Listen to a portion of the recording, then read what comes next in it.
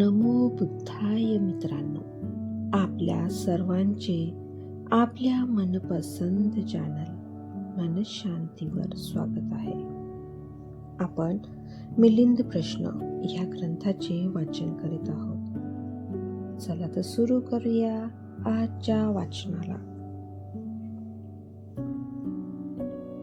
महाप्रजापती गौतमीचे वस्त्रदान.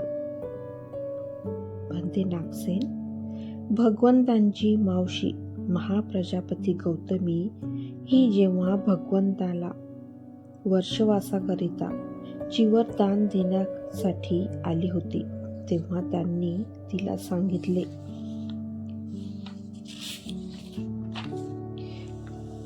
सांगितले होते की हे गौतमी, हे चिवर तू संघाला दान कर, त्यामुळे माझी ही पूजा करण्याचाच तुला मान मिळेल. भन्ते, यावरून असे दिसून येते की तथागत बुद्ध हे संघरत्नापेक्षा श्रेष्ठ व अधिक पूजनीय नव्हते का?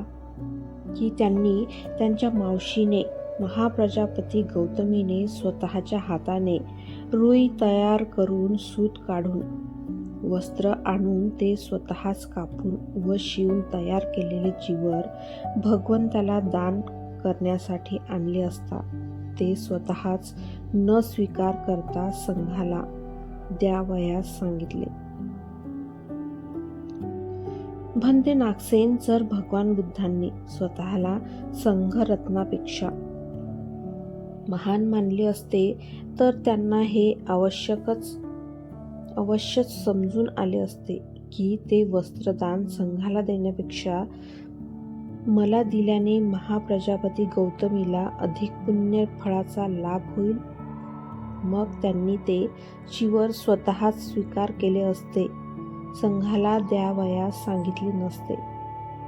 भन्ते नागसेन, मी स्वतः हे वस्त्र घेणे शोभत नाही, हे बरोबर नाही असा विचार करूनच भगवान बुद्धांनी ते संघाला दान करावयास सांगितले होते की नाही? महाराज, महाप्रजापतीने आणलेले चिवर दान देण्यास आपण स्वतः अपात्र आहोत किंवा संघापेक्षा आपले महत्त्व कमी आहे असे समजून त्यांनी असे केले नव्हते. तर असे केल्याने संघाची प्रतिष्ठा वाढवून इतर लोक सुद्धा संघाचा योग्य सन्मान करतील हे जाणूनच त्यांनी ते चिवर संघास अर्पण करावयास सांगितले होते. महाराज, पिता स्वतःच आपल्या पुत्राची स्तुती शिपाई, सेनाधिकारी व इतर प्रतिष्ठित व्यक्तींजवळ आणि राजाजवळ देखील करीत असतो, जेणेकरून आपला मुलगा पुढे काही उच्च पदावर चढून लोकात सन्मानित व्हावा.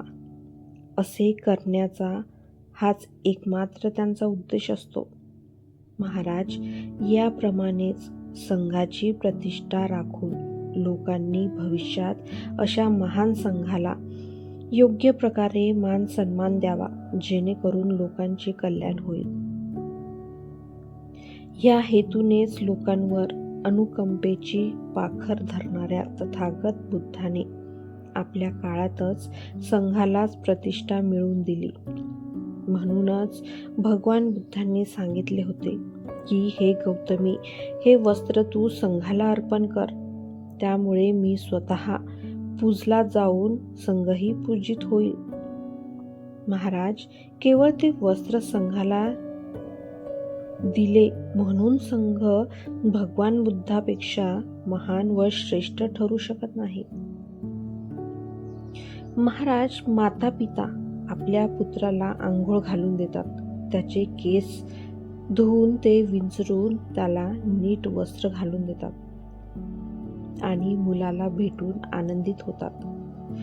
त्यामुळे ती मुले आता माता पित्यांपेक्षा महान व श्रेष्ठ ठरतात का? नाही भन्ते. मुलाची तशी इच्छा असो की नसो, माता पिता आपल्या इच्छेनुसारच तसे करीत असतात. महाराज, याचप्रमाणे ते वस्त्र संघाला अर्पण करविले म्हणून काही संघ भगवान बुद्धापेक्षा महान किंवा श्रेष्ठ ठरू शकत नाही. संघाची तशी इच्छा असो वा नसो, परंतु भगवान बुद्धांनी आपल्या इच्छेनेच ते वस्त्र संघाला अर्पण करावयास सांगितले होते. महाराज एखाद्या राजाला काही भेट दिली आणि ती भेट राजाने दुसऱ्या कोणा शिपायास, राजदूतास, सेनापतीस किंवा पुरोहितास दिली तर एवढ्यानेच ती दुसरी व्यक्ती राजापेक्षा महान व श्रेष्ठ ठरू शकेल का? नाही बनते. ती राजापेक्षा महान कशी काय ठरू शकेल? ती व्यक्ती तर राजाकडूनच पगार घेऊन आपला उदरनिर्वाह चालविते. मग राजानेच त्या व्यक्तीला त्या स्थानावर ठेवून ही वस्तू सुद्धा बक्षीस म्हणून दिली असते. महाराज, याप्रमाणेच ते वस्त्र संघाला दिल्यामुळे संघ बुद्धापेक्षा महान किंवा श्रेष्ठ ठरू शकत नाही. भगवान बुद्ध संघाचे आश्रयस्थान असून संघ त्यांचा सेवक मात्र आहे, जो त्यांना आपला स्वामी मानतो. प्रत्यक्ष बुद्धानेच संघाला त्या स्थानावर प्रतिष्ठित करून त्याला ते वस्त्र दिले होते. महाराज, त्यावेळी भगवान बुद्धांच्या मनात असा विचार आला की संघ सदा सर्वदा पूजनीय होण्यास पात्र आहे. तेव्हा मला लाभलेल्या दानानेच आता संघाची पूजा करावी, जेणेकरून तो सर्वांना पूज्य ठरू शकेल. याच उद्देशाने त्यांनी ते दान देवविले. महाराज, भगवान बुद्ध केवळ स्वतः प्रती केल्या गेलेल्या सत्काराचीच प्रशंसा करीत नाही, तर ते संसारात जेवढे काही योग्य व्यक्ती आहेत त्या सर्वांच्याच सत्काराची प्रशंसा करीत असतात. महाराज, मध्यम निकायात त्या देवाधिदेव भगवान बुद्धाने धम्मदायाद नामक सूत्राचा उपदेश करीत असता, अल्पेच्छतेची स्तुती करीत असता स्वतःच म्हटले आहे की हे भिक्षूंनो, तोच सर्वश्रेष्ठ, पूजनीय आणि स्तुतीस पात्र आहे, जो अल्पेच्छ व संतुष्ट राहणारा आहे. महाराज, या सर्व संसारात बुद्धापेक्षा पूजनीय, महान आणि उंच असा कोणी नाही. बुद्ध हेच एकमात्र सर्वश्रेष्ठ, सर्वज्ञान संपन्न आणि उच्च असे आहेत.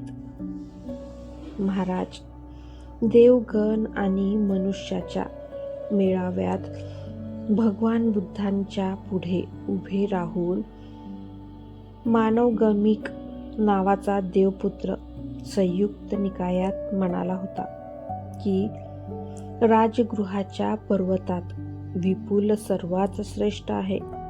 हिमालयाच्या पर्वतात शेत, तारांगणात सूर्य, जलाशयात श्रेष्ठ आहे समुद्र, नक्षत्रात चंद्रमा, देवतांनी युक्त समस्त संसारी मानतात अग्र तथागत बुद्ध. महाराज, मानवगणिक देवपुत्रांनी ते म्हटले ते अगदी यथार्थच म्हटले आहे. याचा स्वीकार स्वतः भगवान बुद्धांनी सुद्धा केला होता.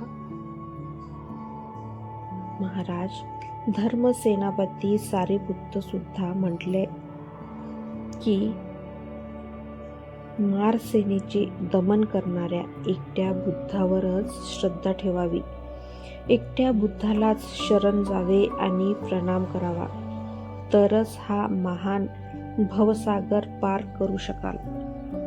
देवादिदेव भगवान बुद्ध सुद्धा म्हणाले की हे भिक्षूंनो, लोकांच्या हितासाठी, लोकांच्या सुखासाठी त्यांच्यावर अनुकंपा करून त्यांच्यात एकोपा निर्माण करण्यासाठी, तसेच देवगण आणि मनुष्याच्या कल्याणासाठी एकाच व्यक्तीचे उत्पन्न होणे सार्थक आहे. आणि ती व्यक्ती म्हणजे अरहंत सम्यक संबुद्ध तथागत होत. ठीक आहे भंते नागसेन, आपण सांगितले तसेच मी स्वीकार करतो. मित्र